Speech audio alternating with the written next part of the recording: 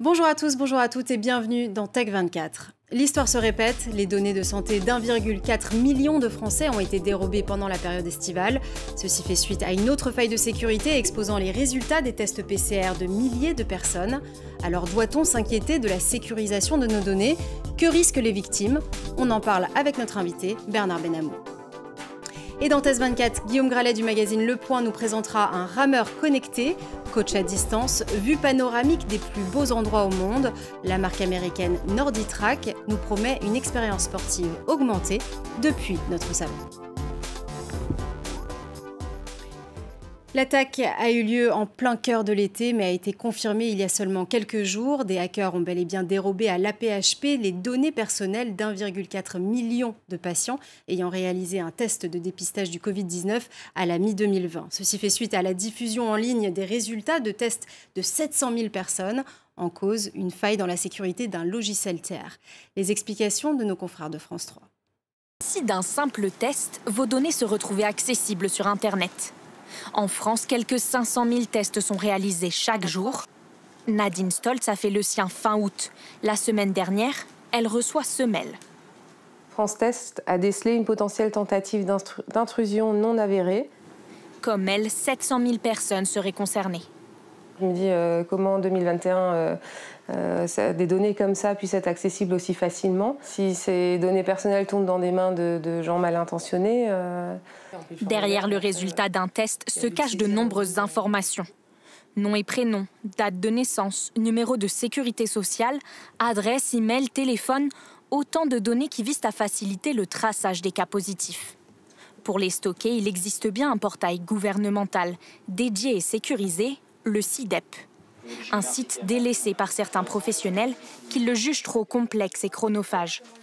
Il faut rentrer toutes les informations manuellement après chaque test, là où d'autres sites non sécurisés prennent 5 fois moins de temps. Des données médicales particulièrement prisées des pirates informatiques. La date précise de votre dernier test, par exemple, contribue à rendre plus crédible encore de potentiels mails frauduleux. Alors attention aux arnaques. Si jamais on vous envoie un mail disant bonjour, c'est votre pharmacie, on doit vous rembourser 10 € pour votre test Covid hier, mais si de cliquer ici et de mettre votre numéro de carte bancaire, il y a beaucoup plus de chances que ça fonctionne que si on vous envoie la même chose sans vous dire quand est-ce que vous avez été testé. La CNIL a ouvert une enquête sur la faille de sécurité chez France Test. La société risque jusqu'à 20 millions d'euros d'amende. Et les attaques sur les infrastructures de santé se multiplient déjà depuis plusieurs années. Alors pourquoi les pirates informatiques s'intéressent-ils à ce type de données? Que vaut le fait d'avoir accès à ces données? On en parle tout de suite avec notre invité Bernard Benamou, le secrétaire général de l'Institut de la souveraineté numérique et ancien délégué interministériel aux usages du numérique. Bonjour et bienvenue. Bonjour et merci. Alors pourquoi les pirates informatiques s'intéressent-ils à ce type de données dites sensibles et que peuvent-ils en tirer? Et à l'inverse, que risquent les personnes qui se sont fait voler leurs données? Alors, les données de santé et de manière générale les données personnelles ont une valeur en termes de réutilisation à des fins en anglais on dit phishing, c'est-à-dire d'hameçonnage des personnes afin de leur faire effectivement livrer leur numéro de carte bancaire ou autre information qui peuvent effectivement avoir une valeur financière par la suite. Mais à elles seules, les données de santé sont extrêmement utiles dans la mesure où elles permettent de cerner une personne. Elles peuvent aussi être utilisées à des fins de manipulation pour savoir si une personne est atteinte de telle ou telle pathologie, de manière à pouvoir faire pression sur elle ou, entre guillemets, l'orienter dans le cadre de campagnes. Donc on voit bien que ce n'est pas que de l'argent que peuvent rechercher les pirates, mais aussi de l'influence sur les personnes, comme on a pu le voir lors des campagnes américaines, et en particulier dans le scandale Cambridge Analytica, où il était aussi question effectivement de données personnelles et d'usage à des fins politiques. Alors vous avez publié récemment une étude qui s'intitule « Internet des objets et souveraineté numérique ». Quel est votre diagnostic par rapport aux objets connectés en général ? Bien, je crois qu'on est en phase de transformation. C'est-à-dire que pour l'instant, les objets connectés sont des objets essentiellement électroniques, le téléphone, la voiture, la télévision, l'enceinte connectée. Bientôt, toutes sortes d'objets pourront être connectés, qu'il s'agisse d'objets alimentaires, de villes connectées, de meubles connectés, de bien d'autres choses encore.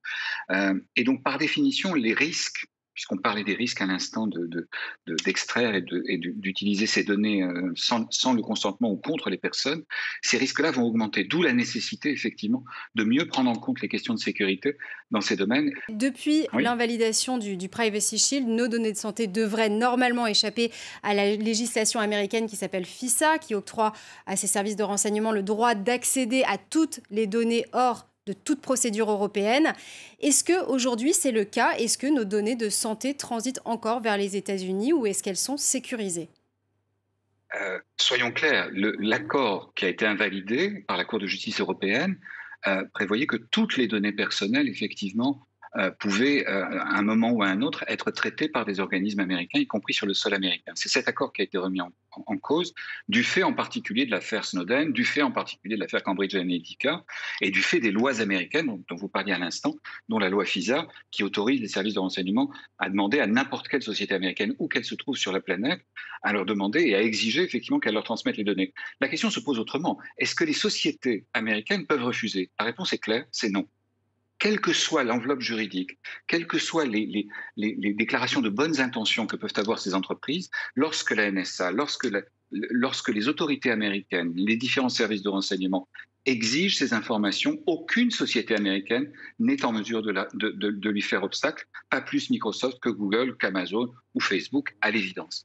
Donc par définition, je dirais que nous sommes encore effectivement dans un terrain d'incertitude. La Cour de justice européenne a marqué la chose en disant effectivement que ces lois privaient les Européens de toute forme de protection, y compris d'ailleurs l'ordonnance de Donald Trump de janvier 2017 qui privait tous les non-américains de protection juridique dans le cadre effectivement d'exploitation de leurs données. Donc oui, je pense effectivement qu'à terme, ça devra nous inciter à être plus vigilants dans la manière dont on traite justement des données sensibles des citoyens européens et dont elles peuvent ou pas transiter vers effectivement des structures aux États-Unis. C'est le vrai débat pour les temps qui viennent. Bernard Benamou, merci infiniment d'être passé sur notre plateau. Je rappelle que vous êtes le secrétaire général de l'Institut de la souveraineté numérique. Et c'est un record pour le secteur de la tech en France. L'entreprise parisienne Sorare vient de lever 580 millions d'euros, la plaçant en première place des licornes françaises. Une levée de fonds qui confirme l'attrait pour cette application qui mélange collection de vignettes Panini et transactions boursières. Tout ceci reposant sur la technologie des NFT. Pas de panique, on va décrypter tout cela avec vous. Guillaume Gralet, bonjour, bienvenue. Bonjour Julia. Les non-fungible tokens en anglais, donc les NFT, qu'est-ce que c'est exactement? Alors en français, Julia, ça veut dire des biens non fongibles, des biens qui bien souvent sont numériques, ça peut être des images, des vidéos, des animations, et qui doivent être uniques, c'est-à-dire non interchangeables. Alors pour s'assurer qu'on a bien un original, en réalité un NFT est inscrit dans la blockchain. Vous savez, c'est une technologie qu'on peut comparer à un livre de registre qui est ouvert à tous, qui est mis au centre du village, et on aura l'historique des transactions qui vont vous garantir la propriété, par exemple, d'un bien numérique.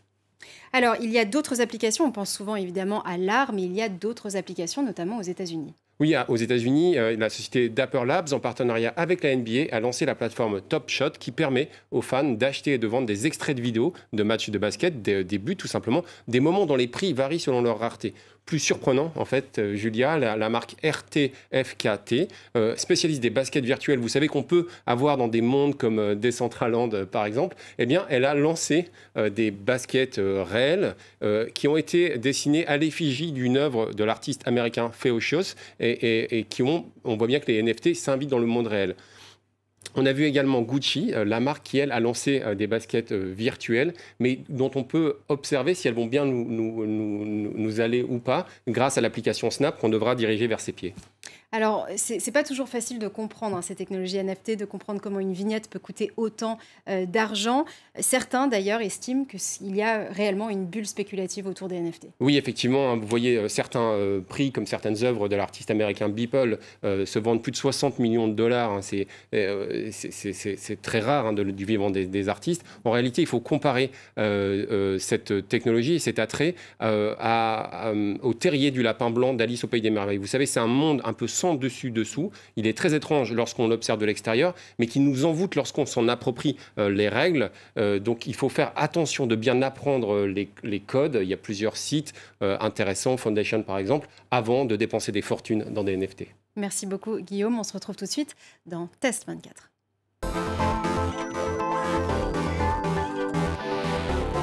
Et aujourd'hui, on vous propose de faire un petit peu de sport avec vous, Guillaume. Vous êtes échauffé, prêt, motivé à faire du rameur, justement, et pas n'importe quel rameur, un rameur connecté et presque immersif. Oui, ça se voit pas vraiment, Julia, mais il y a encore une heure, j'étais en train de traverser la Manche, ou en tout cas, j'en avais l'impression, avec ce rameur de la marque Nordic Track qui a été lancé par l'entreprise américaine iFit.